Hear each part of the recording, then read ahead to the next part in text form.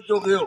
ਜਿਵੇਂ ਕਿ ਤੁਸੀਂ ਜਾਣਦੇ ਹੋ ਕਿ ਸਾਡੇ ਪੰਜਾਬ 'ਚ ਰੁੱਖ ਬੇਦਰਦੀ ਨਾਲ ਵੱਢੇ ਜਾ ਰਹੇ ਨੇ, ਹਰਿਆਲੀ ਖਤਮ ਹੋ ਰਹੀ ਹੈ। ਅੱਜ ਕੱਲ੍ਹ ਰੁੱਖ ਲਾਓ ਲਹਿਰ ਸ਼ੁਰੂ ਹੋਈ ਹੈ।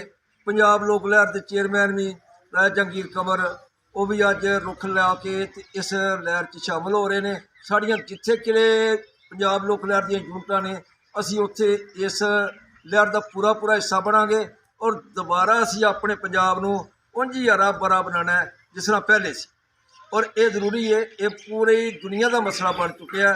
ਹਰ ਪੰਜਾਬੀ ਨੂੰ ਇਸ ਵਿੱਚ ਹਿੱਸਾ ਪਾਉਣਾ ਚਾਹੀਦਾ। ਅਗਰ ਹਰ ਪੰਜਾਬੀ ਇੱਕ ਦਰਖਤ ਵੀ ਲਾਏ ਤਾਂ ਵੀ 12 ਕਰੋੜ ਤੋਂ ਜ਼ਿਆਦਾ ਦਰਖਤ ਬਣਦੇ ਨੇ, ਰੁੱਖ ਬਣ ਜਾਂਦੇ ਨੇ। ਜੀਵੇ ਪੰਜਾਬ ਸਦਾ ਜੀ। ਆਓ ਜੀ ਜੀਵੇ ਪੰਜਾਬ ਸਦਾ ਜੀਵੇ। ਲਓ ਜੀ ਇਹਨੂੰ ਪਾਣੀ ਜਿੱਥੇ ਕਿਤੇ ਪੰਜਾਬ ਲੋਕ ਲਹਿਰ ਦੀਆਂ ਯੂਨਿਟਾਂ ਨੇ, ਸਾਰੇ ਜਿਹੜਾ ਨਾ ਆਪਣੇ ਆਪਣੇ ਇਲਾਕੇ 'ਚ ਜਿਤਨੇ ਵੀ ਹੋ ਸਕਦਾ ਜੇ ਰੁੱਖ ਲਾਓ। ਚਲੋ ਜੀ ਅਸੀਂ ਆਗਾਜ਼ ਕਰ ਦਿੱਤਾ ਜੀ।